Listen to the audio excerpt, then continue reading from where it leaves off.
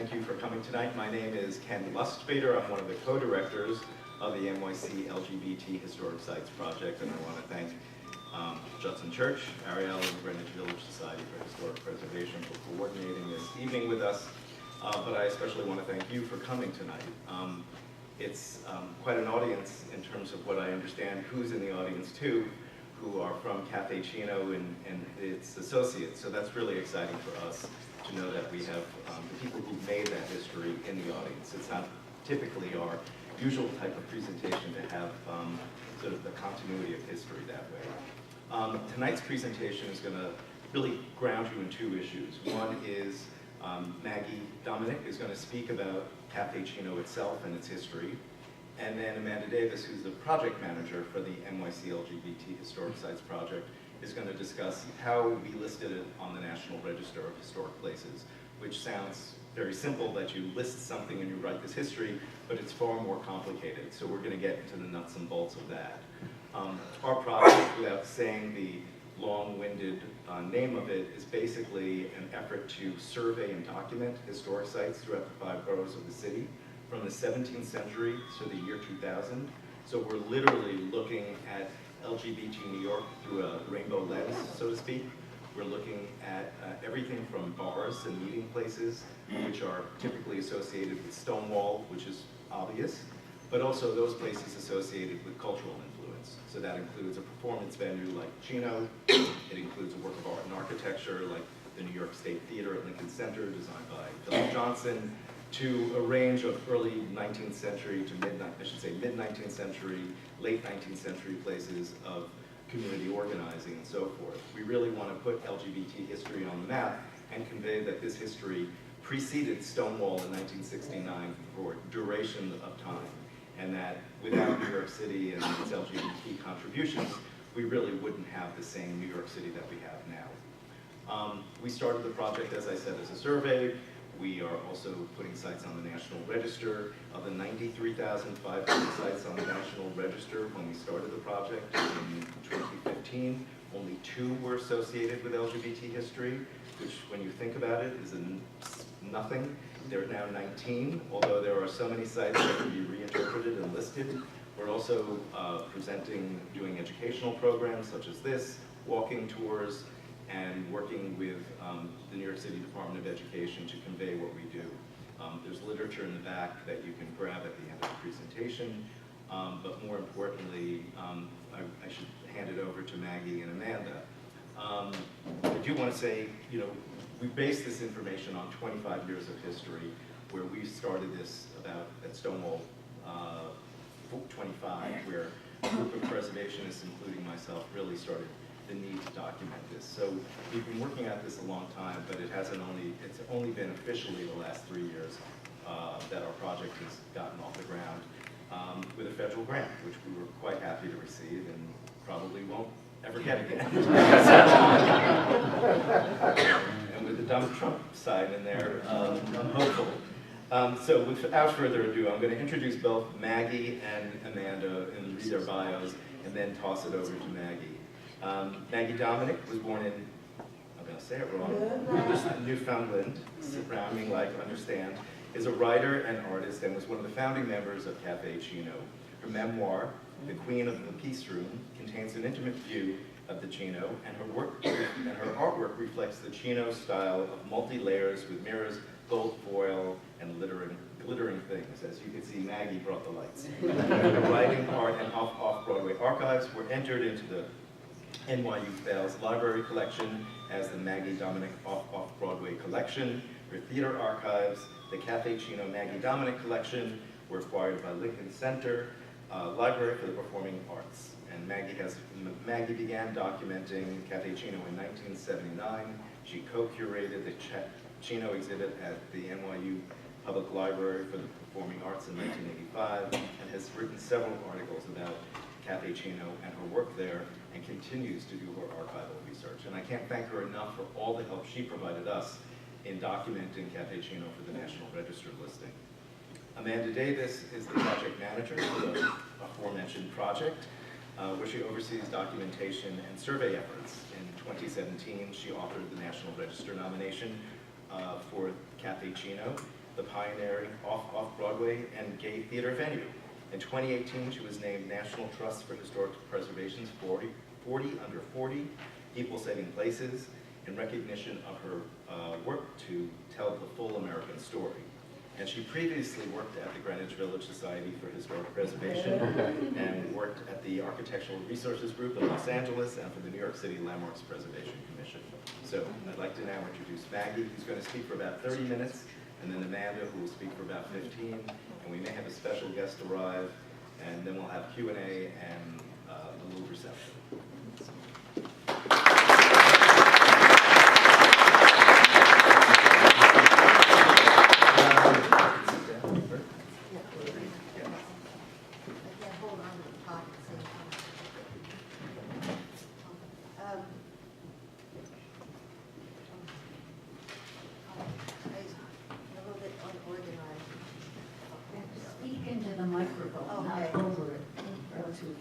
Right up close to your mouth. Okay, so I'm going to talk. Maggie, Something I need to look at the screen. Maggie, maybe raise it up on some books or something? Can you hear me now? No. Yeah. We didn't do a sound check. I didn't do a sound check. Is this good? We could just raise it up. Can you hear me in the back? Yeah. Yeah? Yeah. That's okay. Right in front of your mouth. Okay. Oh my God. Okay. Someone asked me once in an interview where the Café Cino administrative offices were located. I said they were in the kitchen. Everything happened in the kitchen because that's where Joe was standing. I'm a little bit nervous because a third of the people in this presentation are sitting in front of me. That's never happened before. The pictures in this presentation speak for themselves, so I'll move slowly through them. The pictures are arranged in yearly order. I think some people in the back still can't hear, so maybe move that here, because the computer doesn't necessarily need to. I need to see what I'm doing. Yeah. Okay, can you hear me now? No. No? No. Can you turn it up? I need to Can get. we turn it up?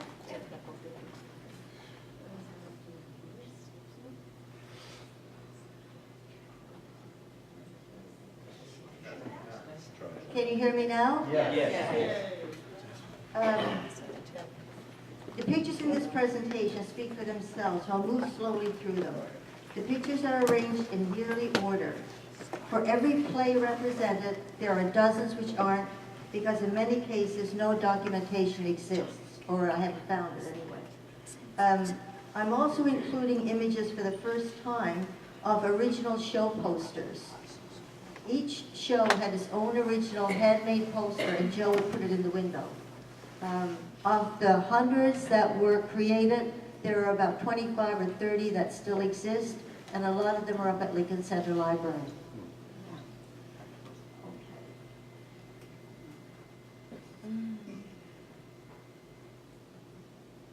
Joe gave one interview in his life to Michael Smith around 1965.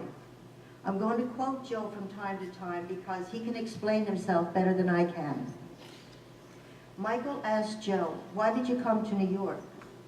Joe, "I thought about it forever. The opportunity arose when 4 friends of mine were running away from home, and 2 of them had some money. I had to make a decision within 2 hours. It was snowing. My mother was visiting a neighbor, and she came home calling me as I was leaving the house. I had this little bag, and I ran into the street and jumped into a passing car. I heard my mother calling, and I said, 'I'll be back soon. There's a note on the kitchen table.'" Joe was 16 years old. After 6 months, he and his mother made peace, and they stayed incredibly close forever. This was a building in 1939. There's a blacksmith on the left, as you can see there.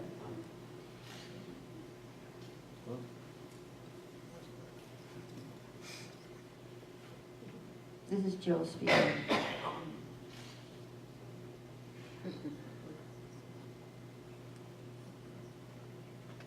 And he took acting classes at the Henry Street Settlement. Joe worked and saved for 10 years. Michael Smith asked him when he started thinking about the cafe.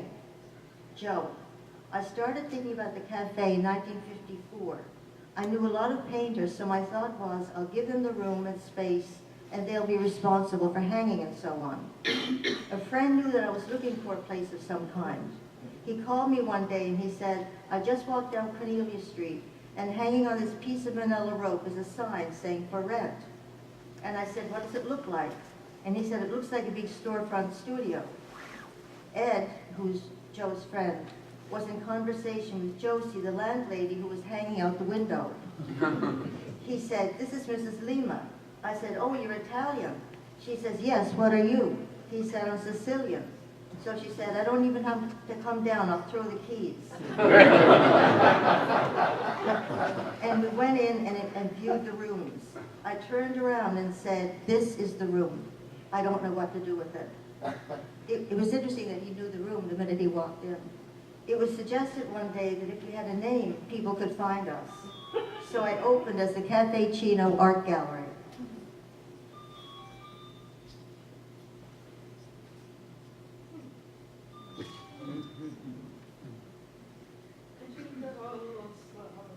Slower? Okay. Okay. Could you go back to the quote? Go back? Oh, that one? Okay. Yeah. Yeah, tell me anything.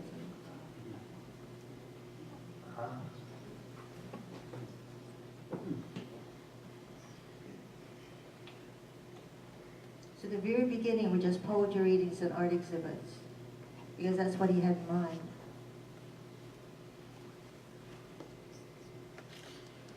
And I was actually in touch with that woman. I can't remember her name now, but we emailed back and forth. Every night, Joe would run his fingers across bells and chimes hanging above the espresso machine and say, it's magic time. After those 3 words, the show could begin. Plays were approximately 30 minutes long because Joe said the chairs were so uncomfortable no one could sit any longer.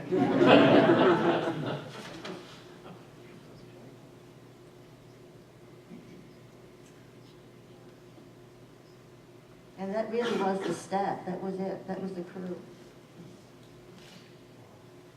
This was the first poster of the first play. And believe it or not, this poster survived, and it's up at Lincoln Center Library.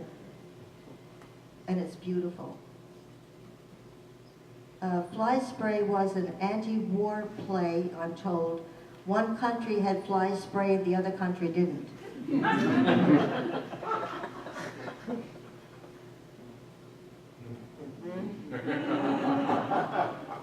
And that's up at Lincoln Center.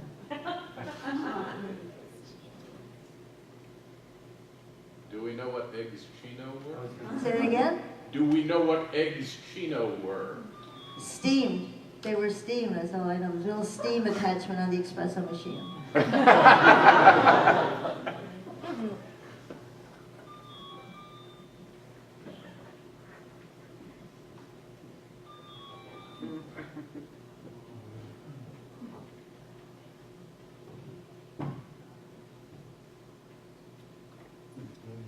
Al Pacino gave that in 2014. At that point, the stage was a space between tables. There was no stage. There are a lot of people in this room, though, Dory.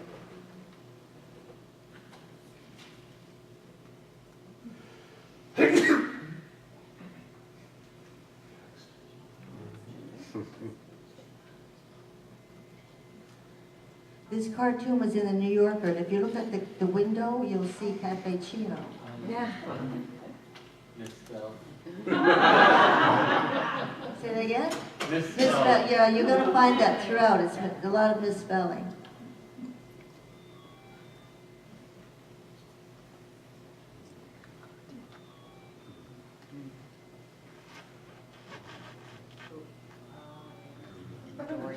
See,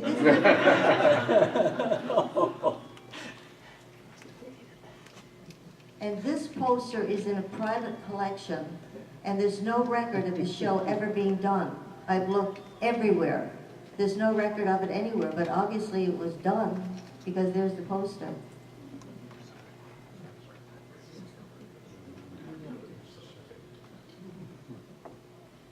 And that's the original menu that was used throughout the whole cafe.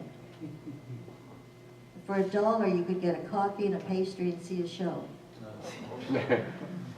So nothing's changed. Nothing's changed, right?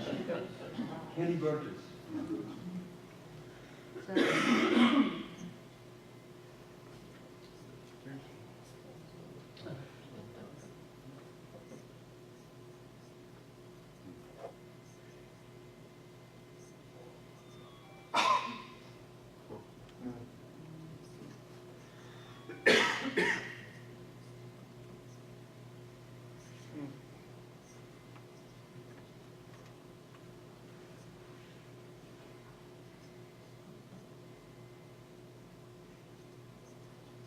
no one knows the woman in that photograph. I don't know who it is. But it's right outside. It's Washington Square. It's right outside the door.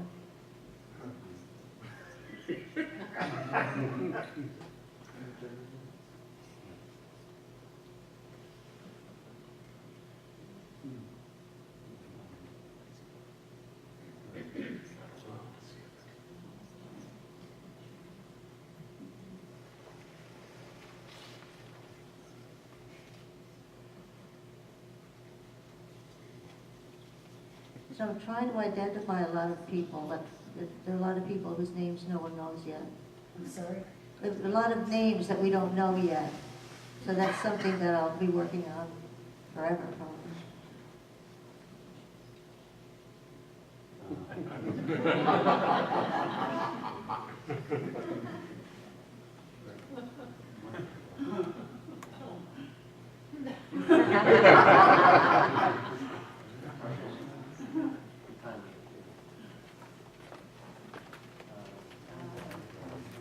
You'll see Lanford's name a lot, but that's because, as I said here, Joe gave him the room 15 times.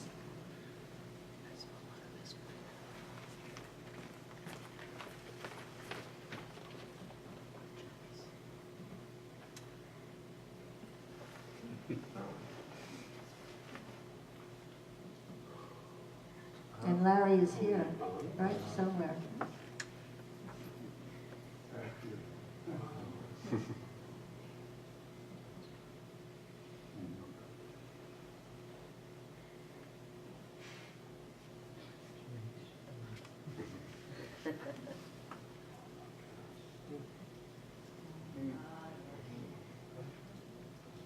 And that poster was designed by Lanford. You can't see it because the text is really small.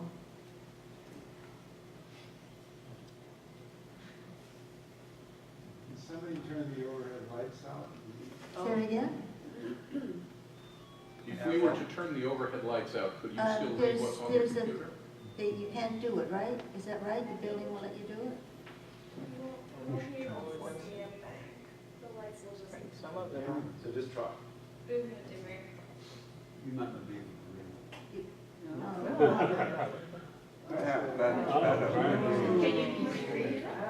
No. I can see, yeah. to read. Perfect, perfect. Is that better? Yeah. Yeah.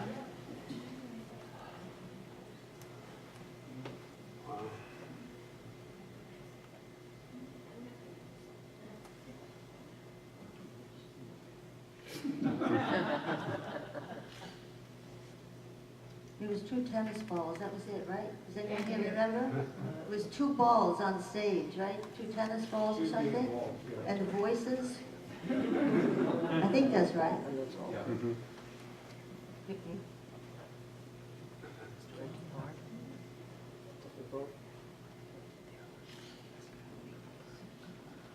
Okay, this is important. Joe always had a valid restaurant license, but there was no license for doing what he was doing, and that was doing theater in a cafe. In order to do theater, he would have to get a cabaret license. But in order to get a cabaret license, he had to first get a liquor license and agree to sell liquor. Coffee house owners in the West Village were being fined on a regular basis because they wouldn't serve liquor. They were forced to pay great fines and rather than change their mode of operation. Joe said he had no desire to serve liquor or to get involved in that world. He wanted to have a cafe, to serve coffee and pastry, and to give the room to playwrights. So this is when the fines started happening, and they really didn't let up.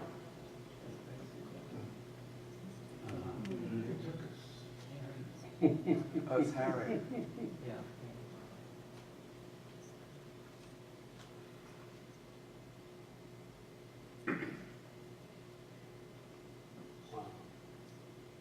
War opened on March 2nd. During the night, on March 3rd, a fire caused by a gas leak completely destroyed the cafe. Like everything about the Café Cino, there are endless theories and legends. But irregardless, the result was a fire destroyed the cafe. Credit for containing the fire goes to the fireproof ceiling that was installed for the new lighting system. The final payment for the ceiling was paid 2 days before the fire happened. During the next 3 months, there were numerous benefits all over the city, or all over the village, sorry, including a major benefit organized by H.M. Katoukas and Edward Albee. Ellen Stewart gave La Mama to Joe on Sunday and Monday nights until the Cino was rebuilt. And if you look at that program cover, it's a phoenix rising out of a coffee cup, and the phoenix wings are cutlery, forks, knives, and spoons, and the body is theater curtains. It is really beautiful.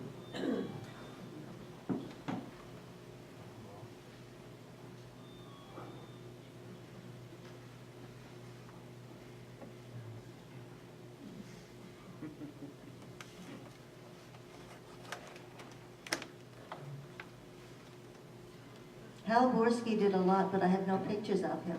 That's what's happening. There's a lot of people I'd like to include, but I don't have pictures.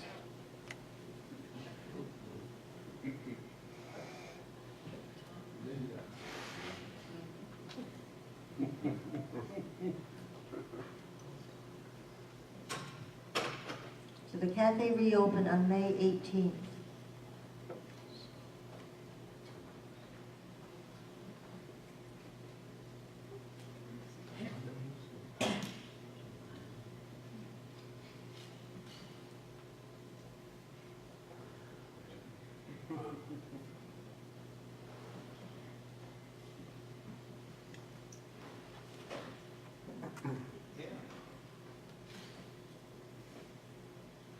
Harry's plays had 2, 3, 4 titles, but I ran out of space.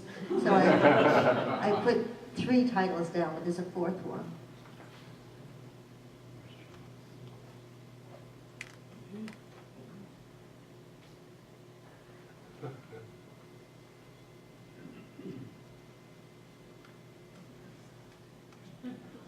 This was the cast and crew of Hannah.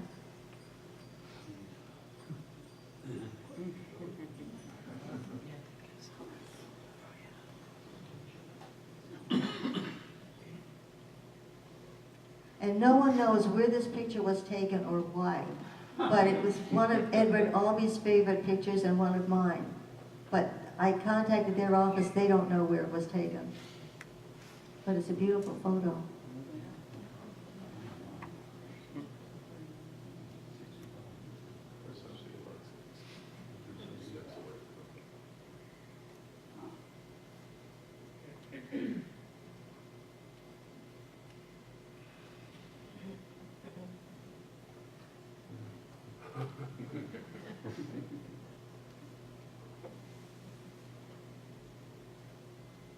And this poster is up at Lincoln Center.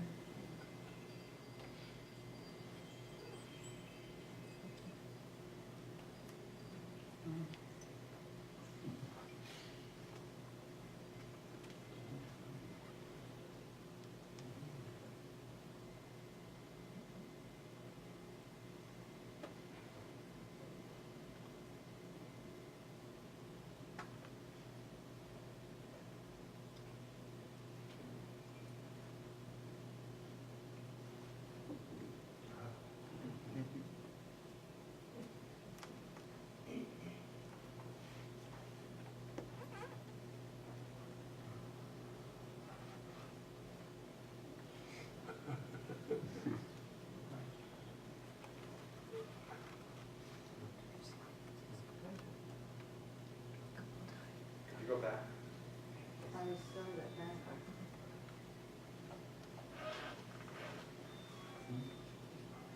There was an interview that Bernadette Peters did a little while ago about Dames at Sea.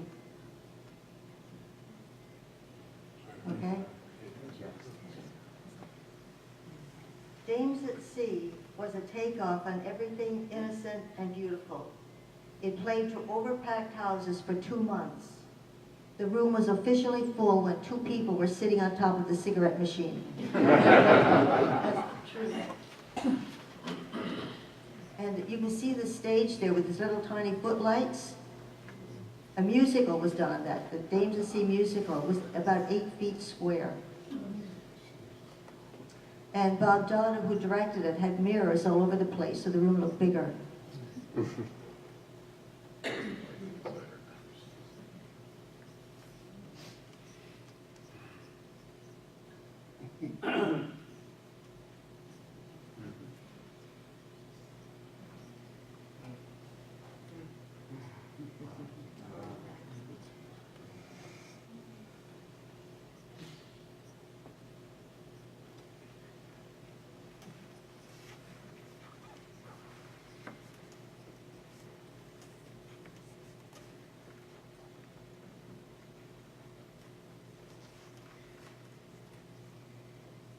David Christmas lives in LA, and he sent me that picture of Bernadette and him kissing. I'd never seen it before.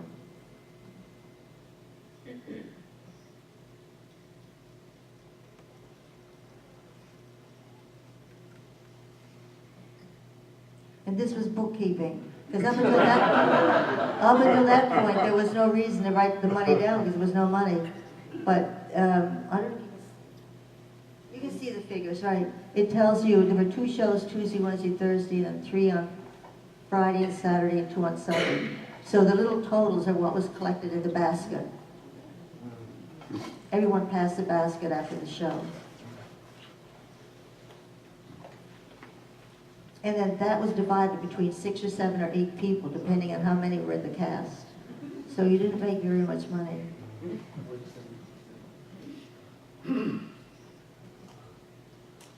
And I made Joe an apron with leftover stars, and he wore it everywhere, including the Obies.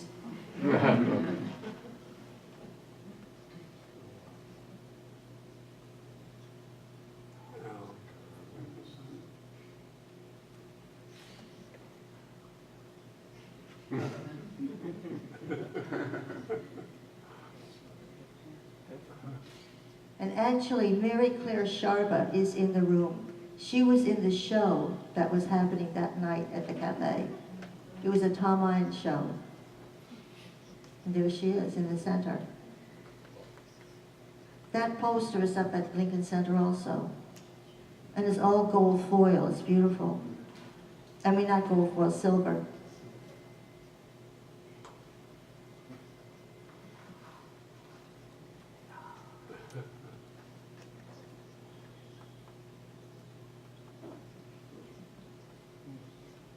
And Marshall Mason is here. He's an incredible group of people in this room. It's really special. I don't think you can see this, but Joe had a wall by the coffee machine where he kept all his very special pictures and whatever. This is a resume of a young actress who hadn't done anything in New York yet. But he had her resume by the coffee machine. This is Bette Midler. And everything on her resume is just like her summer stock shows and her address. And 21st Street, I think. She lived 1 block from me.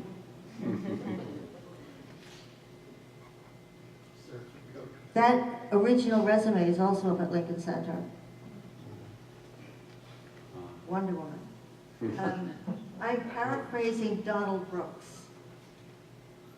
I was to run lights that night and was waiting for the actors of a John Guare played would arrive. Harry Katukas was talking to Joe in the kitchen and left. In a misunderstanding, John Guare didn't appear with his play. I was reading a Wonder Woman comic book. I heard Joe say, "What are we going to do? We have to have something." I showed him Wonder Woman and said, "Let's do this." Joe immediately sent Robert Patrick across the street to Lamston's to get extra copies. I suggested that Katukas, who just left the building, play Wonder Woman. He was chased down Cornelia Street by Charles Stanley, brought back, given a cape and a headband, and the play went on. There was a whole comic book series, emergency comic book series. That would take a whole, I'd love to do an evening of comic book sometime.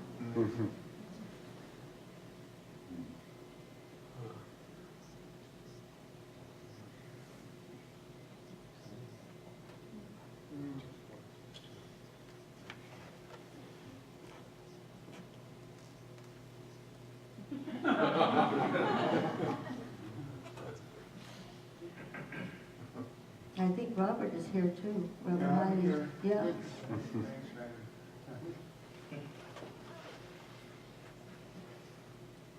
This poster is spectacular. It's all mirrors and gold and silver foil, and it's up at Lincoln Center, and it was on exhibit all summer in a display at the 42nd Street Library called So You Want a Revolution? So it was up there all summer.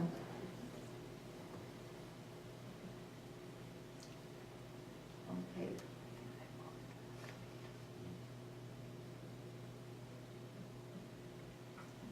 I wish there was, I don't know if I can see this in this light, I think I can. I wish there was a fast, tidy way around what was happening at this point. The fines to the cafe were unrelenting. The money problems were relentless.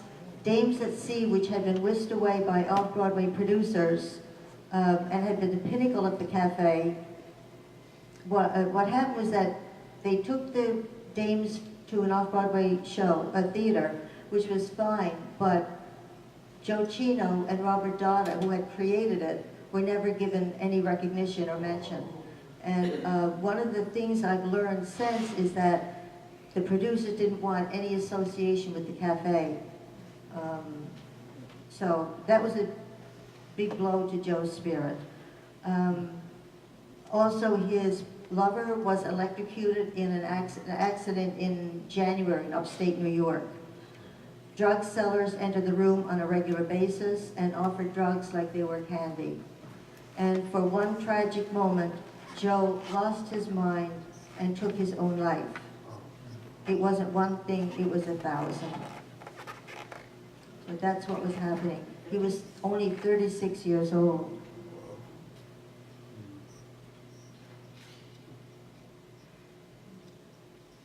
So all of this was all happening at the same time. And I just saw this for the first time a couple of months ago. This was the memorial poster, and the memorial was here at Judson. And this poster is also spectacular. It was done by Kenny Burgess, and it's all mirrors and gold and silver foil. And that's at Lincoln. All these posters are at Lincoln Center, except for 3 that are in personal collections. Okay, now it's getting, the harassment is getting really bad. An organization called MANA, M-A-N-A, the McDougal Area Neighborhood Association, was pressuring the city to close all McDougal Street cafes operating without a cabaret license. But you know the catch-22, the cabaret license, right? The cafe wasn't on McDougal Street, but it was singled out for harassment. MANA's goal was to rid the West Village of what the organization considered undesirable elements. Joe had the schedule in place, but no one knew what to do except keep the room going. And a small group of us did, including Robert Patrick, Charles Stanley, and myself, with Charles Stanley assuming most of the responsibility. Clown by Clarice Nelson was a beautiful, outrageous fantasy about a small child in a corrupt universe. It was the next show that Joe had scheduled to happen, and a beautiful fantasy was appropriate timing. And Marshall Mason directed this, and he's sitting right over there.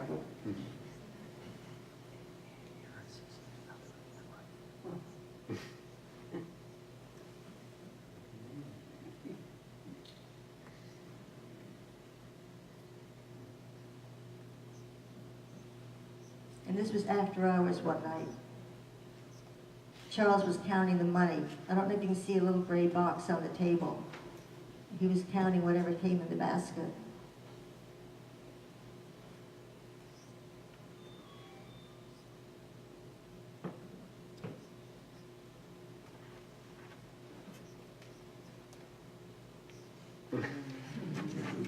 So the posters were getting hard to read because we were trying to keep the police from knowing what was going on.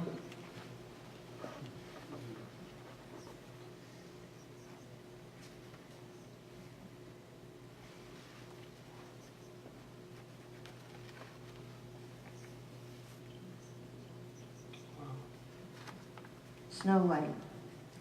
I wrote about Snow White in my book, The Queen of Peace Room, and the excerpt has been republished several times. It's one of my favorite Cino stories. Every performance, the dwarfs were different and the number was always changing. We did it for 2 weeks. I think it was 14 performances. And there were, sometimes there'd be 3 dwarfs, sometimes there'd be 8. The explanation of emergency comic book productions with their very high drama and logic would take an hour to explain.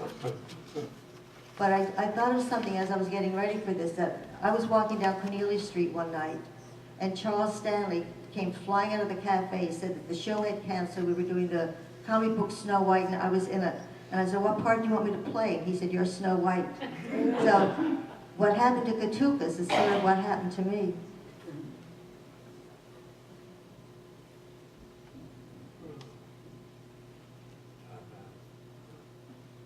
And you can see the audience member on the lower right-hand corner. The audience really was that close.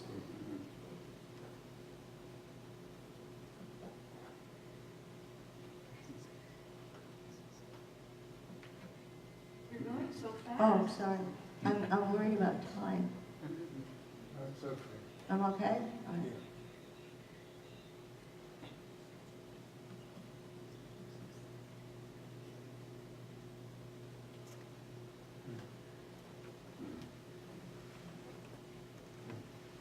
And this poster is up at the cafe, up at the at Lincoln Center.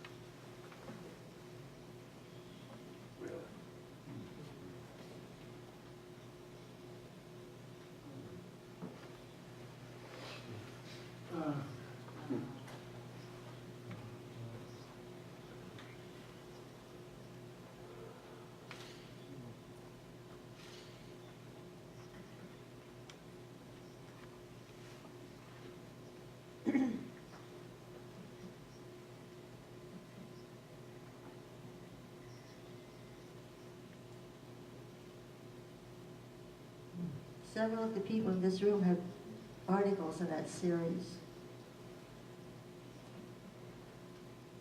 In 1979, I contacted Jim Gossage, who was one of the main photographers for the Café Cino, and asked him if any Cino photographs still existed.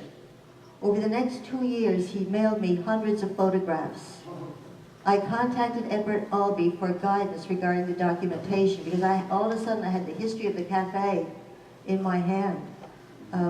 We both contacted several people. Somehow I met the head archivist at Library for the Performing Arts, and her name was Dorothy Swerdlove. She was an incredible lady. This was around 1981. They saw the amazing photo documentation, and in conjunction with the Library for the Performing Arts staff, Richard Buck and I co-curated the great 1985 Café Cino exhibition. It was a very big gallery. And that was just one wall of documentation. The way they did it was they selected some of the main people, the main writers, and their picture was above, and then below were panels filled with documentation. And costumes from the plays that still existed were there.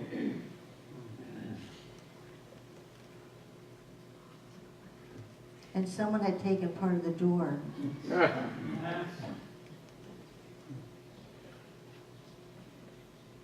And Kenny and Donald Brooks recreated the kitchen.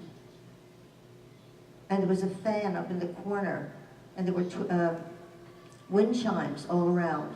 And the fan was turned on really low, and it would move the wind chimes. So you heard that when you were walking around. And there was a tape of the music that was played at the cafe. It was about 20 minutes long. So when you walked into the cafe and looked at this show, the music, not music chimes, things that twinkle, is it music chimes? Wind chimes, thank you. The wind chimes would be moving and the music would be playing. So they did an incredible job. Thales Library at NYU has among its collections the papers of artists, art collectives, Off-Off-Broadway, and collections relating to AIDS. Over 20 people who are part of the Café Cino were lost to AIDS. All of the relating documentation is with Thales. My own personal papers are there, and the papers of Kenny Burgess. Thales has a separate Off-Off-Broadway collection.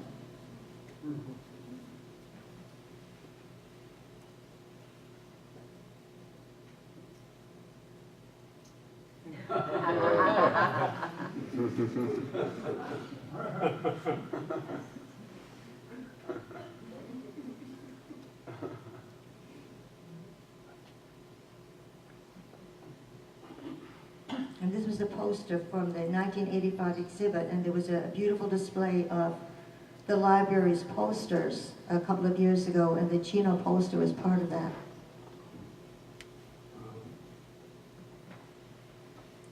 And this is a partial list of awards that were received by writers, artists who began their early career at the Café Cino.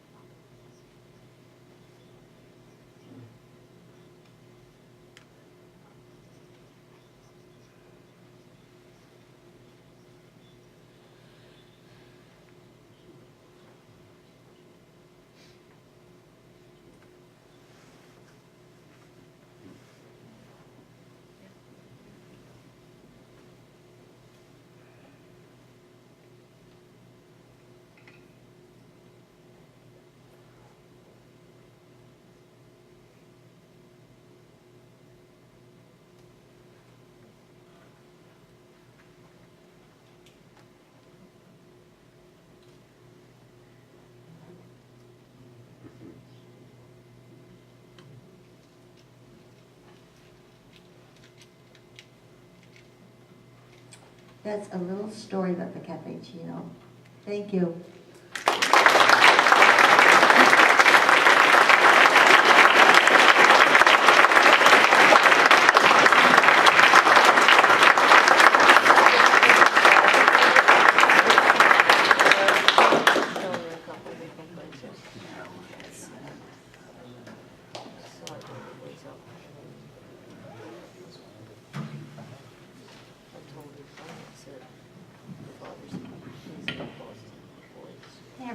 I'm going to stand because I've been sitting a lot today. Can everyone hear me in the back? Yes. Okay. So, hi, I'm Amanda Davis. As mentioned before, I'm the project manager of the NYC LGBT Historic Sites Project. And I wrote the nomination on for the National Register for the Café Cino. And before I get into that, I just want to quickly show you our website. This is a map of the 5 boroughs. We currently are over 150 sites associated with LGBT history, and we've as historic preservationists, we developed these site types that are common on, in our survey of sites. If you click on one of them, you'll see Café Cino. We have a way to filter the map by significance, so I clicked on theater. You can also click by neighborhood, era, and LGBT category. I zoomed into the village, and these are theater spaces associated with LGBT history. We also have curated themes on the map. that if you don't want to look at the pins, you want to weigh into this. These are like chapters in the history. These are just 4 of the ones that we have, and we rotate them throughout the year. So an important component of our project, as Ken mentioned, is nominating sites to the National Register of Historic Places and amending histories of sites that are already on the register. So here are 4. The Bayard Rustin residence was one that a colleague of ours wrote, civil rights activist. We also did the nomination for Earl Hall at Columbia University, the site of the first student gay group in the country in the 60s. Julius's Bar, I'm sure many of you are familiar with here in the village, for the historic 1966 sip-in. And the Alice Austin House on Staten Island, it was already on the National Register because of the house, but we amended it to include Alice Austin's work as a pioneering female photographer and her same-sex relationship of over 53 years with Gertrude Tate. So, of course, the star of the evening is the Café Cino, which was listed on the National Register last November, and a few months before that on the New York State Register of Historic Places. It's a long process, as Ken mentioned. You need to have owner consent, which is tricky. We don't always get that, even though the National Register is an honorary listing, as opposed to the Landmarks Preservation Commission, which I know this group is also familiar with, being in the village, which is more regulatory, and you need permits for. The National Register is honorary. But it's an important list because it's an inclusion of sites throughout the country that have been deemed significant to American history. So the criteria for listing on the National Register, there's 4 criteria. We put it under criterion A, properties that are associated with events that have made a significant contribution to the broad patterns of our history. Café Cino falls under that, and explain what we did to prove that.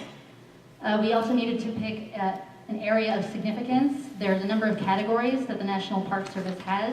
We picked it out for significance in the fields of performing arts and social history. And you also need to establish a period of significance, when the site was important to the period that you're nominating it for. This was really straightforward. It was when the cafe was open from December 1958 to March 1968. So 50 years ago is when it closed. We also need to establish physical integrity and write a building description. They need to know that this site is recognizable to the period of significance. So essentially, in this case, would it be recognizable to Joe Cino and those associated with the Café Cino? As you can see, here's a photo from '65, and a photo of the building from a couple years ago. A new restaurant has since moved in. But the fenestration of the storefront, the building itself, the streetscape is all very familiar. And of course, we had Maggie say, yeah, of course he would recognize it. So that was important. And there's a whole building description in the nomination, very technical. And then we also had to go inside because the New York State Historic Preservation Office, which is in charge of these nominations, requires interior integrity, which in New York is quite a task, considering the number of interiors that have been gutted over the years. But here's Maggie and I last summer of 2017, early summer, it was very cold, we're wearing sweaters. Looking at the space, she's telling me where things are in the space so that I can include that in the description. I drew a little informal map. And we focus on the fact that the space is still an open space. While many of the historic features don't survive, it was never really about that. It was about the space, it was about the stage or the performances with the darkness around it and the light really focused on the performances. A simple place where this really groundbreaking theater could take place. Simple in terms of the physical integrity. So the 2 big parts of the nomination, in addition to writing a building description and talking about its integrity, is writing a statement of significance. And we wanted to call out 2 very important things in the Cino's history. And first was obviously it being the birthplace of Off-Off-Broadway, but we can't just say that, we have to prove it. And we have to prove it to people who don't know anything about the Cino or who weren't there. And we also wanted to show that it was a pioneer in developing gay theater, particularly at a time pre-Stonewall when depicting homosexuality on stage was illegal. So this theater space was quite important in that respect as well. And I'm also in the unusual position as an architectural historian of presenting this history to people in the crowd who were there. But that's great as well. So for this section. I'm just going to refer to my script here.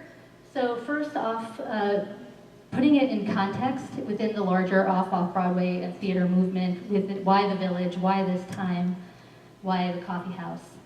So the coffee house culture that was developing in Greenwich Village in the late 50s provided new opportunities for playwrights and other artists to hone their skills in uncompetitive settings. A number of cafes in the Village began staging plays, but not with any regularity.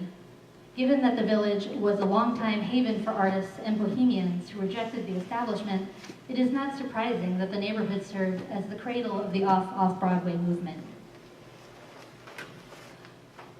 Off-Off-Broadway was particularly important for young, emerging playwrights in the 1960s because they could write experimental work about subjects of their choosing without the pressure of needing plays to be financially successful. Importantly, it emphasized the staging of new works by American playwrights rather than existing works by mostly European playwrights. It formed in response to the growing commercialism of Off-Broadway, which ironically itself was a movement begun in the 1950s as a reaction to the high-stakes commercialism of Broadway. Off-Off-Broadway venues were intimate and were located in unconventional spaces, such as coffee houses, churches, or lofts. Although plays were being staged in various village coffee houses beginning in the late 1950s, the Café Cino is credited as the first off-Broadway venue of importance to emerge in the early 1960s. It is especially significant in the history of the genre because it remained in operation long enough to nurture and support the art form, thus allowing Off-Off-Broadway to become established. The Cino was also singularly devoted to the production of theater, and it also gave a significant number of emerging playwrights, actors, directors, and others the opportunity to improve their technique and enhance their reputations, as well as providing audiences and critics with a chance to experience the new art form regularly. The practice of staging plays in most other coffee houses was short-lived for two primary reasons. First, some of the earliest cafes on MacDougal Street only put on plays in order to capitalize on the increase in village tourism, which peaked in the summer of 1960. These cafe owners did not have a particular interest in experimental theater as an art form and put no effort into its development once the tourism craze declined.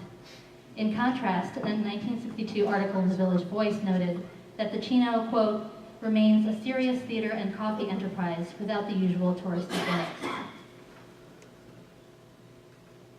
Secondly, and simultaneously, many cafes were heavily fined and or temporarily shut down for staging plays without cabaret licenses or for other infringements, however minor, as Maggie mentioned earlier. Fines only intensified for village coffee houses, including the Café Cino, over the decade. By 1964, the operator of the Gaslight Cafe at 116 MacDougal estimated that he made 74 court appearances in 4 years. These fines were in large part due to the attention that coffee houses received from neighborhood residents, who would often complain about the noise, but who also took issue with many of the people, most often gay men and lesbians, people of color, bohemians, and interracial couples who frequented them. The Café Cino managed to stay open because Joe Cino figured out early on that payoffs, which were constant, were the best way to deal with city officials out of court. Another important factor was that while other cafes had to close when they could not pay employee wages due to mounting fines, or they stopped staging plays to avoid them, Joe Cino had a close inner circle of friends who volunteered to work without pay. Cino himself worked other jobs during the day and late night hours to keep the cafe going. Doric Wilson, the Cino's first resident playwright, wrote 4 original plays in 1961 that helped establish the Cino as a venue for new American plays and a major force in the then emerging Off-Broadway movement. It was joined by 3 other significant Off-Broadway venues, La Mama and Judson Poets Theater, both in 1961, and Theater Genesis in 1964. It was important in our National Register nomination to acknowledge these theaters, but also to find evidence that Café Cino was in fact the first Off-Broadway theater of importance. In addition to the reasons I've already shared, I was quite ecstatic to find a quote in Maggie's archives from Ellen Stewart, whose La Mama Theater is widely considered by the theater community to be the most influential, long-lasting, and prolific Off-Broadway venue. In 1985, Stewart credited the Cino as the founder of the movement, stating that it was Joseph Cino who started Off-Off-Broadway. I would like to ask everybody to remember that. We didn't know anything about theater at La Mama. The Café Cino knew everything. Even though the Cino was only open for 10 years, its significance can be measured by the substantial influence that it had in shaping the Off-Off-Broadway movement in its infancy, and on the careers of the important artists associated with it, including those who received numerous accolades, such as Pulitzer Prizes, Tony Awards, and Obie Awards during and after the Cino years. Names in purple on this slide denote a gay, lesbian, or bisexual person associated with the Cino, which not only shows the clear impact that this community had on the emergence of Off-Off-Broadway as an art form, but also leads into the second point of significance that we needed to prove. Proving the impact of the Café Cino on gay theater, which was a story that I really found fascinating to uncover. So putting it in context, in the context of 20th century American theater, stage performances dealing with gay themes and depictions of gay life in various forms appeared as early as 1907. These typically came in the form of supporting characters playing up early 20th century gay stereotypes of, in the words of Cino veteran Robert Patrick, swishy men or villainous lesbians. Sympathetic works were often the subject of police harassment. In response to quote-unquote controversial subjects, homosexuality and interracial relationships in particular, being explored in New York's theaters in the early 20th century, the New York legislature passed the Wales Padlock Law in 1927. As a result, depicting or dealing with the subject of, quote, sex perversion was made illegal, and offending theaters could be closed down. The Belasco here was the last theater on Broadway to be affected in the 40s. Although the law was not often enforced and was protested by the theater community, it had a huge and censorious effect on the Broadway stage. Even gay icon Mae West had a big role in this law being forced on her.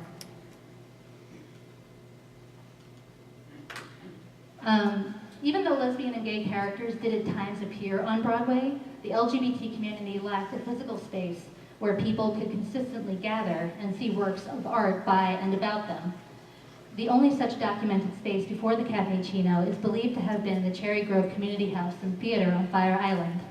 When we started the nomination process for the Café Cino, the Cherry Grove complex, which opened in 1948, had already been listed on the National Register for its significance as, quote, arguably the first and oldest continually operating gay theater in America.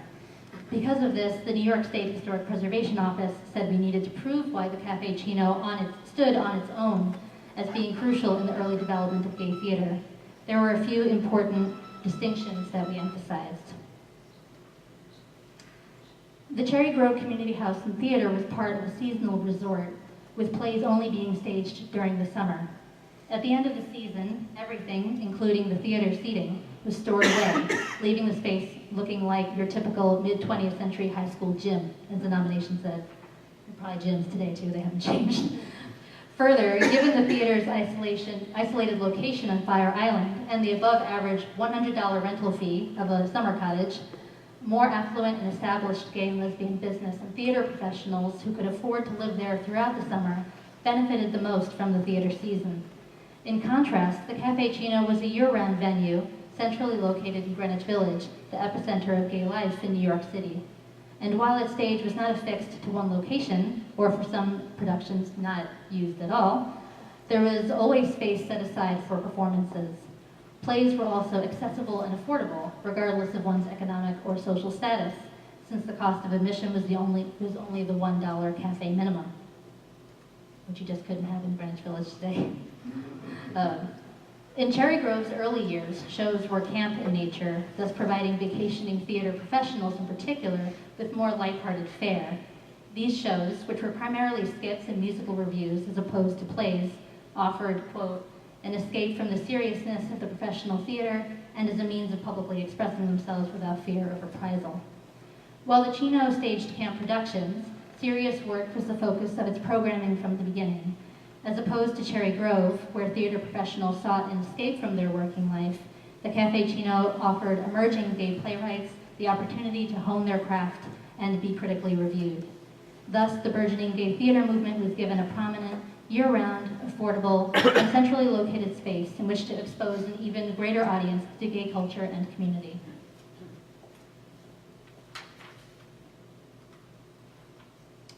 While bars in the pre-Stonewall era were the most common places for the LGBT community to gather, the coffee houses that sprung up in the village during this period also became popular.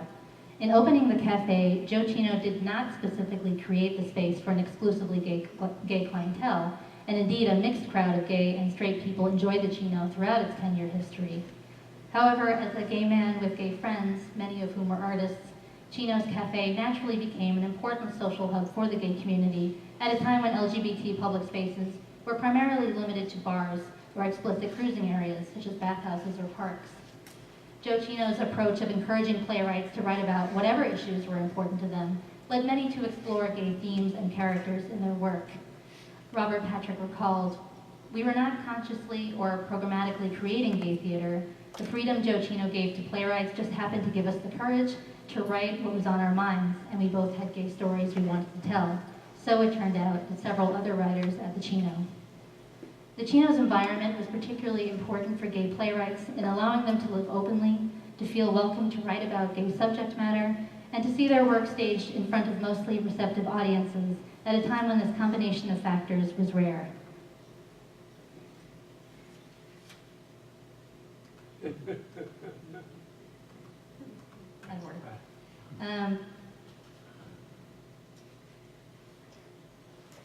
Considered the first, okay, one slide is missing, but that's okay.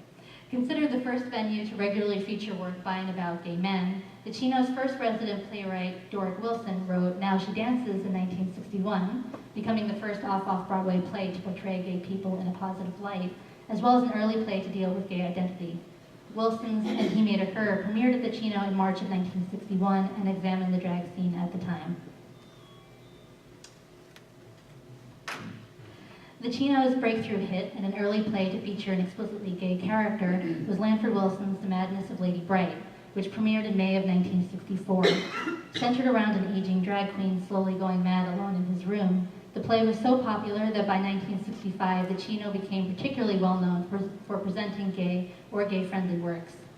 According to author Wendell C. Stone, the Cino presented performances by and about gay men to a degree never before experienced. And one of my favorite quotes that I think I've ever uncovered was this one by the late playwright William M. Hoffman, who said, "I never would have been a playwright without the Café Cino. I never certainly would have written about gay subjects that freely. That was the kind of empowerment the place gave us. We were no longer victims." I think it really speaks to the power of place and where you feel welcome. The widespread homophobia in post-World War II America was the result of many factors. Homosexuality, for example, was still classified as a mental disorder by the American Psychiatric Association, a classification it would not lift until 1973. However, as a result of the freedom of expression that gay playwrights enjoyed at the Cino, and as a testament to the arts in general as a powerful platform for change, audiences were given rare public exposure to multidimensional and realistic gay characters there that challenged the negative and stereotypical portrayals that had permeated mainstream theater and film for most of the 20th century. The Cino therefore empowered and validated LGBT people, if not to come out of the closet, then to at least think of themselves in a more positive light, thus serving as an important precursor to the more militant activism that would erupt in a few short years at Stonewall and the ensuing gay liberation movement of the 1970s. And indeed, future gay rights activist Perry Brass reminisced about the importance of the Cino in his life. "I was barely 19, it was 1966, and I remember virtually every remarkable moment of it. But most breathtakingly, I recall Jeff Weiss's A Funny Walk Home, which I saw several times, absorbing his performance as if he were doing it only for me, because it was all about being a young gay man, a small-town adolescence, his coming fully, rebelliously into himself." After the closing of the Café Cino, the gay theater that it had nurtured continued to evolve. 2.5 weeks after the Cino's very last performance in March of 1968, Mark Crowley's controversial play, The Boys in the Band, premiered off-Broadway.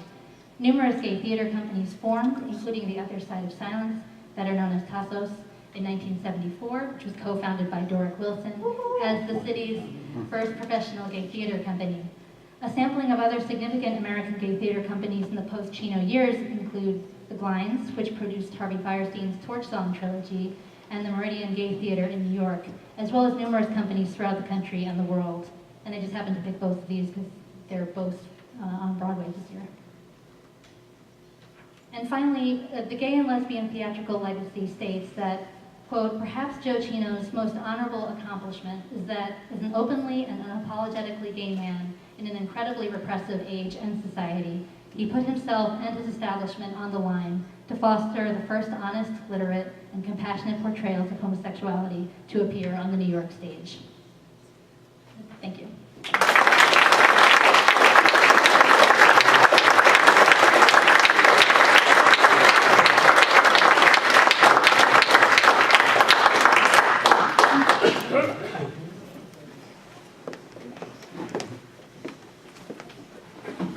Thank you, Maggie. Thank you, Amanda.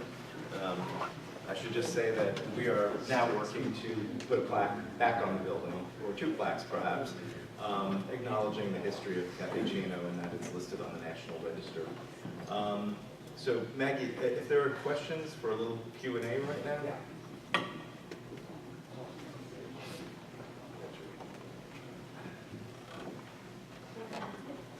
I just wanted to say, on the way over here, I'm Robert. I thought of the memorial that was in the church, and Eddie Barton was using one of the pictures. He, on his hands, walked up and down for some time, just in honor of, or in the memorial for Joe. And also Cornelia Peters sang, "It's raining in my heart." Tears were coming down her eyes, blackness, and everybody was completely moved. My partner, John Gilman, did a section of the moon. He talks about the moon and the sun and the colors. There's a line at the end of his little monologue. He's the upstairs neighbor that just comes down to greet these two hippies, the couple there. And Joe is asleep upstairs, was the last line of the monologue. Joe had not died yet, but when it was done at the memorial, it hit me like a ton of bricks. Well, I just want to say one thing here. Repeat the question. Okay, I just want to say one thing. There are two people here, Maria Cino and Rob Dada. Maria is Joe's niece, and Rob is Bob Dada's nephew. So they knew two very important people when they were children. So they know them as Uncle Joe and, what you call him, Uncle Rob? Uncle Rob. Yeah. So if anyone has any questions about what it was like to have Joe Cino as your uncle, this is a one-time chance in a lifetime to ask. What was it like to have Joe Cino? Here's Maria. I'm so glad you got here tonight. Well, I am too. Yeah. Thank you very much. I have my uncle's body. I have his weight problem. I can't act, but I do love theater. So if I can, I'd also like to thank the LGBT for all the work they did. This is an enormous amount of work. I work with government, as government contracts, years and years. You guys did an incredible job, and if you're listening to this, it's even more than I could have imagined. So thank you all very much. I'd also like to thank Maggie. Maggie has been literally an archive of Uncle Joe's theater for the last probably 50 years, if you really want to admit that. But she's done an enormous amount of collections. She keeps the family involved. She's always asking us, did you find anything else? Can you look for it? But she has done, she's one a very, very, very special person. To keep this flame and his memory alive is just incredible.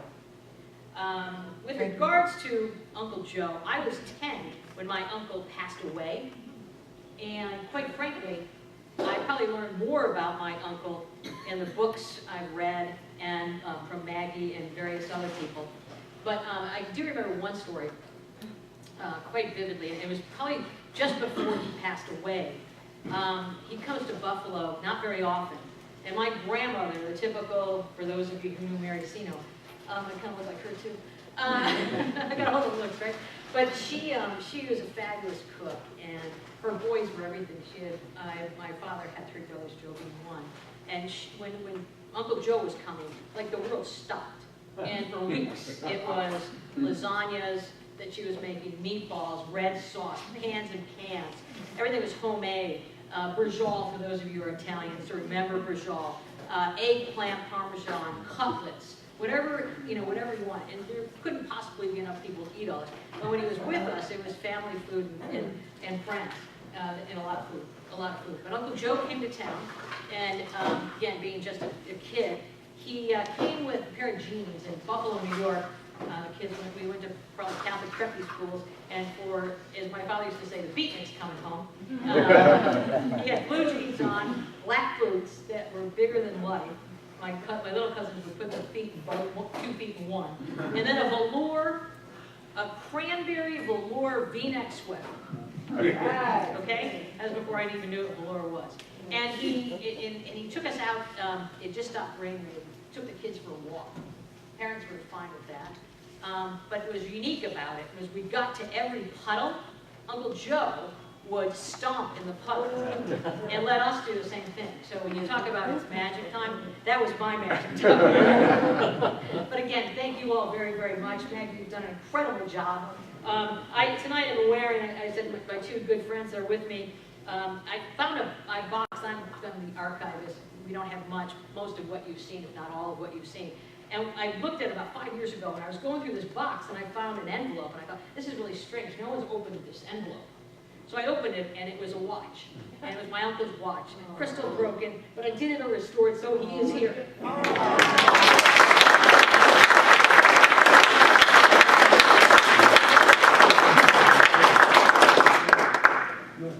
Question of you. Go ahead. You saved all this thing you were with Café Cino when it started. Well, not when it started. It started in 1958. I came along in 65. Oh, So I was there for the second half, so to speak. so what was it? Were you acting? Were you? My first job was folding paper napkins. That was the first thing. I acted, I stage managed, I was glitter supervisor for Tom Ian. There was really no job description, you just did whatever needed to be done, you know. Do what you have to do. Do what you have to do, thank you. That was Marshall Mason saying that. I have a story about Johnny Dodd. You have a I story? lived on Okay. 5 Cornelia Street Okay. at the exception of Café Cino, and I used to go. And years ago, there was, well, 2 stories. One, there was street theater. They did maybe 10 years ago, scenes from every Off-Broadway, mostly Café Cino, and it ended up here. And Dorothy Wilson was part of that group. We were the only 2 people in the audience who had seen the originals. But the other thing about Johnny Dodd, he lived on the 5th floor, I lived on the 3rd floor. And one summer I had the use of my brother's car, which was late 30s, maybe early 40s, right? And Johnny Dodd, we were friendly, and he came up to me and he said, I'd love a ride in this car. I had it for the summer, and I said, yeah, why? He said, it's the kind of car I ran away from home in. He ran away from home too, right? Yeah, it was very sweet. Yeah.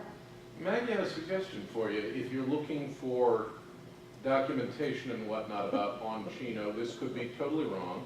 I'm an actor from LA, and I've worked a couple of times for Celebration, which is our LGBTQ theater in LA. They call themselves, rightly or wrongly, the longest continuously producing gay and lesbian theater in the country, and they have got a lot of paper. They've got what? They've got a lot of paper. Okay. They might, I mean, given how central Café Cino was to all the LGBTQ theaters across the country, They might have something. I don't know. You might want to get in touch. Yeah, that's a good idea. Definitely, definitely, yeah. Could I say one more thing? But she has a question first, yeah. That's okay. I just thought it would be nice for the people that are here that were part of this, they could either stand up or be introduced or. Well, I would like to do a group picture for sure. There's one thing that I want to mention. There's a woman here named Karen Nicholson. Is it Karen? I keep getting her name. Yeah. Karen is also one of the former head archivists for New York Library for the Performing Arts.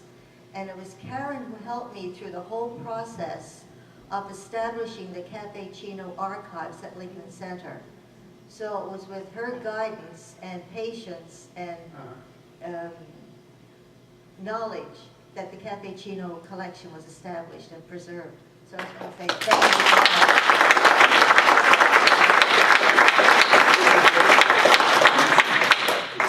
Well, you know, there are a lot of people here who were actually in the, I feel like I'm in a parallel universe, because the people were in this show behind me and they're sitting in front of me. Can they stand up or Can you raise their stand hand? up? And I want all the people who were actually Who's part of the more cafe. related to Joe Cino?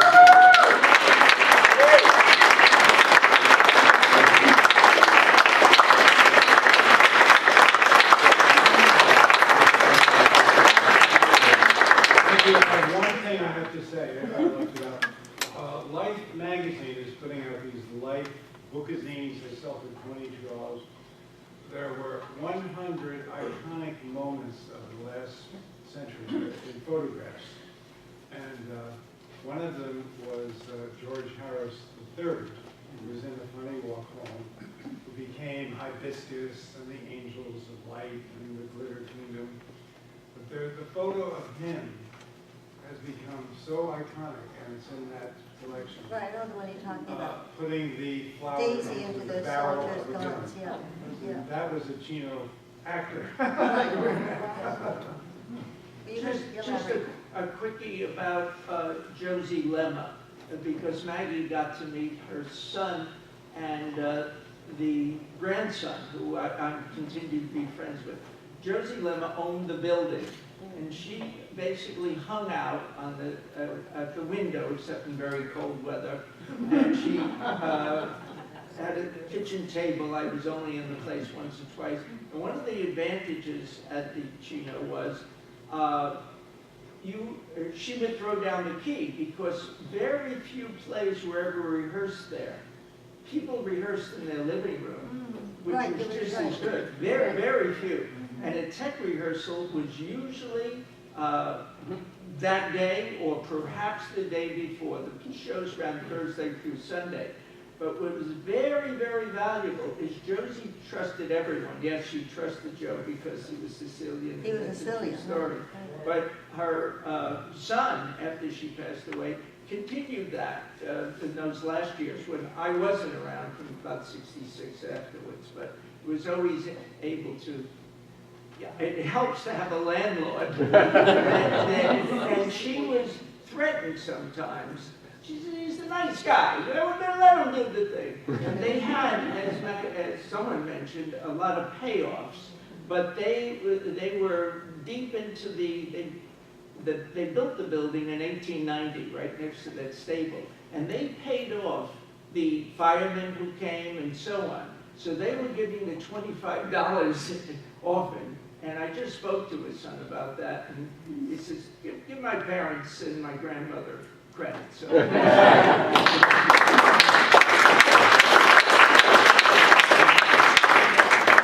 I met Charlie Lima, who is the son of Josie Lima, who was a woman hanging out of the window who threw Joe the keys in 1958.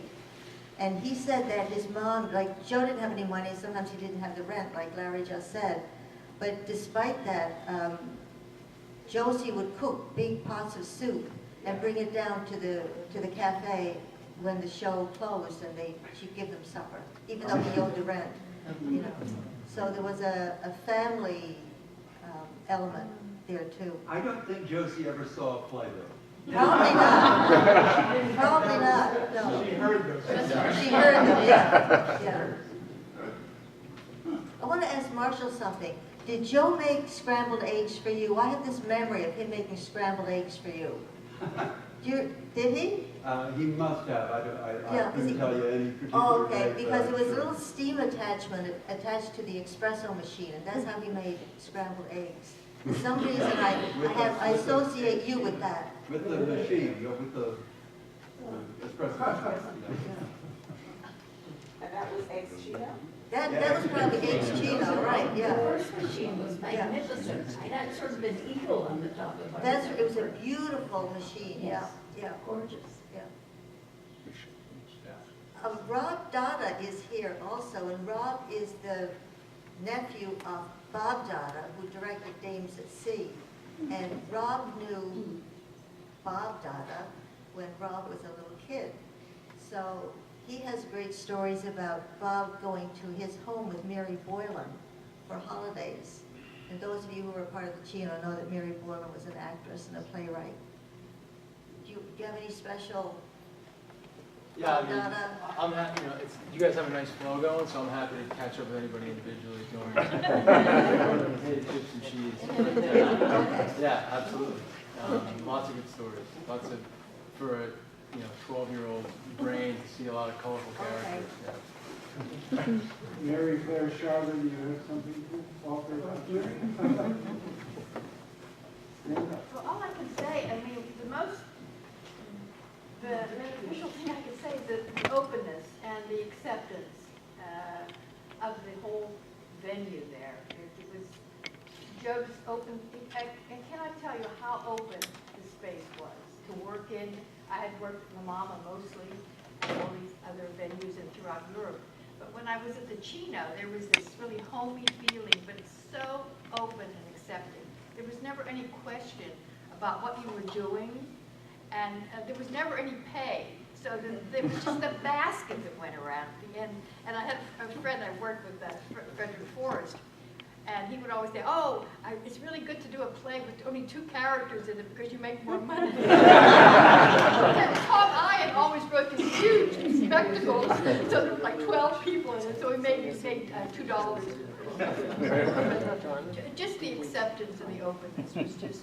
Some people have asked me how many people the Cino could seat. For those of you who were there, what do you think? That would be like 45? No, it was fewer than that. Fewer? Yeah, 35, maybe 40. 35? Yeah. Not counting the top of the cigarette machine. Well, I mean, if you put them everybody, Right. probably 40 if you got everybody. On the machine, Yeah, right, yeah. right. About 35, wow, I didn't realize that small. Yeah. Yeah, about 35, 40. Yeah. About 35, yeah. It was about 1/4 the size of this room, right? Yeah. About 1/4 the size of this room. The woman who was talking about living on Cornelia Street and seeing those performances when the lights came on. I saw the Peculiar Works people here. If they would stand up, they did the Cino plays on Cornelia Street that you were talking about. They would stand for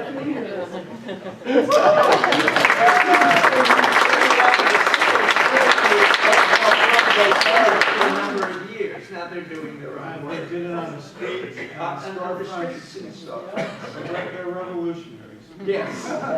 Current winners of the Café Cino Award.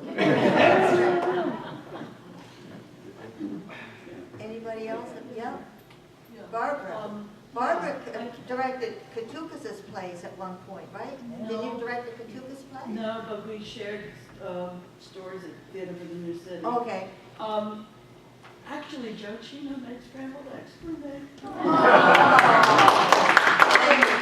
I ran away from home, if you promise not to tell anybody, Camden, New Jersey, but I always say I'm from Philly, which was and as long as I can remember, I wanted to work in theater, and here I was in New York City working in theater as an actor. I was in awe of everybody I was working with, and I almost never spoke outside of being on stage. And I was in one of Tom Ian's plays at La Mama, and on a Saturday night, Tom said, let's all go to the Cino.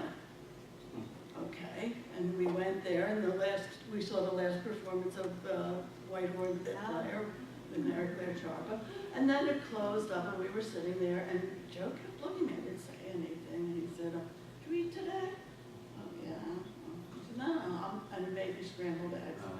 And while we were sitting there, and the other lights were off for the stage, cars pull up, and out comes Andy Warhol and his entourage, and Joe with his mischievous look. This is the only time I ever met him, and it stuck with me. Leaned over to us at the table and said, "Ignore them." And they all walked in, and Joe was carrying on this conversation with us, and I was like shaking. And they walked in, and they kind of stood there for a while, and like a few minutes later, they walked out, and they were stomping their way out. He got such a kick out of that, and I always remember that he made scrambled eggs.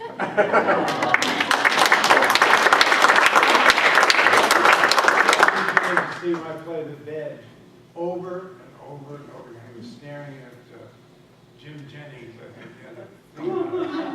So he made a movie about it. Yes. Split screen, and that's being restored now by the Whitney. So there we go. Warhol was a little weird, but it's Warhol mania time all over again. Right, that's true. There was also one show that needed sound effects of a toilet flushing. And he used to go back, he had an old-fashioned toilet with a box. Oh, with that thing that you and he would right. pull the chain. Right. And sound effects. I remember that. Right. It was called the Love Pickle. I directed it. Oh! That's in the show. David Starkweather, who's afraid of Edward Albee? Yeah. Playwright.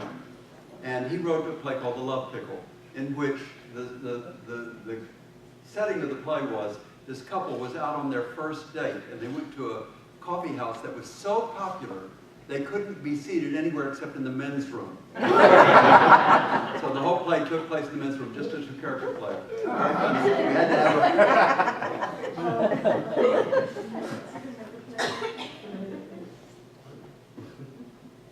Yeah. I was just wondering if the success of plays like Dames at Sea, when they went on to Off-Broadway, right? Did Joe get to get royalties? No, he didn't even get mentioned. That was part of that whole period between 1966 and 1967 that was so devastating and really led to, I think, his taking his own life, was that Dames at Sea had been this absolute magic moment in time. There'd been nothing like it ever before. This was a little tiny stage that was as big as a big dining room table, and it was pure magic, right? It was the first thing Bernadette Peters had ever done in New York. I think before that she'd just done summer stock. So there was that, you know, beautiful little child. I think she was about 16. She was very young. The show was fantastic. Producers came to see it. Took it to Theatre de Lys, or was it Theatre de Lys, or Bowery Lane Theatre? Maybe it was Bowery Lane. Anyway, and that's fine, you know, people move on. But they never gave him credit for creating it, or Robert Dada for creating it. It was Bob's costumes and mirrors, and, you know, he made the show the magic that it was. So, yeah, to answer your question, no, he was never given royalties. He was never even mentioned. He was completely ignored. And that, and then the fines that were, you know, relentless. The fines never stopped. And then his lover was electrocuted accidentally upstate. So it was like all these things were happening that if maybe if one of them hadn't happened, you know, the outcome might have been a little bit different. But no, he was never recognized. And that broke Bob Donna's heart also. And he never stopped letting you know that. You know, he was very open about his anger. He wasn't disappointed. With Joe, I think it was disappointment. With Bob Dodd, it was rage. You know, he was just angry, and rightfully so. Yeah, yeah, rightfully so. Yeah. I used to attend the performances in my youthful years, and went there very frequently. I saw Dames at Sea. You did? Oh, yes, I did. And it was very, I mean, they were right there. You know, you're at the table and they were right there. But every time we went, we used to go back so frequently. It was always packed. and it was always magical. Right? It was pure magic. tore my heart I can't when it explain stopped, it, but yeah, it was pure magic. Is And there you knew anybody that. else here who was Sorry? it? I was just wondering if there was anybody else here who was at Who was saw at it? a performance. Say it again?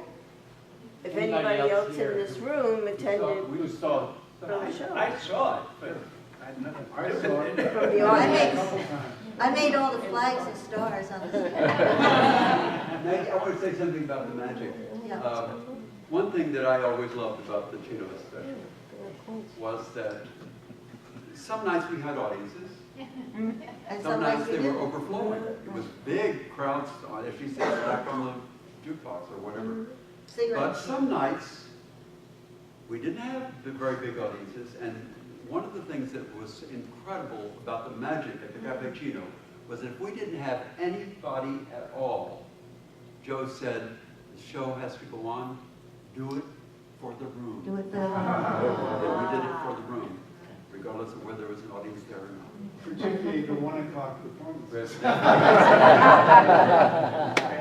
There was never a show that didn't go on, yeah. Picking up on what Marshall said about the room, being married to Marshall, I learned a lot about the Cino. The Cino, of course, had gone by the time I came to New York. But with the help of Lanford Wilson and Marshall, I learned what it was and the spirit that existed there, and especially the size of the room. Because we lived on Christopher Street, and I would always walk by there and wondered what it looks like. What is it now? Well, when Poe Restaurant, you saw pictures of it, opened, Marshall and I decided to go to dinner there. Nice Italian restaurant, very expensive, very small, and cheap it was. So we went to dinner and we sat at the table, we ordered, and then while we were waiting for the food to come, we got up, and Marshall would say, okay, now walk 3 tables over here. This is where the stage was. And we walked the length of the stage, 8 by 4. And then he'd say, the cigarette machine was here, the coffee, the espresso machine in the kitchen was over here, and that was the dressing room back there. And as we were doing this, the other customers got involved in, what are these 2 guys doing? You know, are they lunatics or whatever? But it was wonderful to go into the space and to visualize what happened there. Nothing is there now, I don't believe. No. Yes, there is. It's an Indian restaurant. So to finish up, I got up from our table and I went to the restroom because I'd asked Marshall, I said, why is there no plaque? Why is there nothing here that explains that this was the Café Cino? Because there wasn't, nada. So I went to the men's room, and guess what?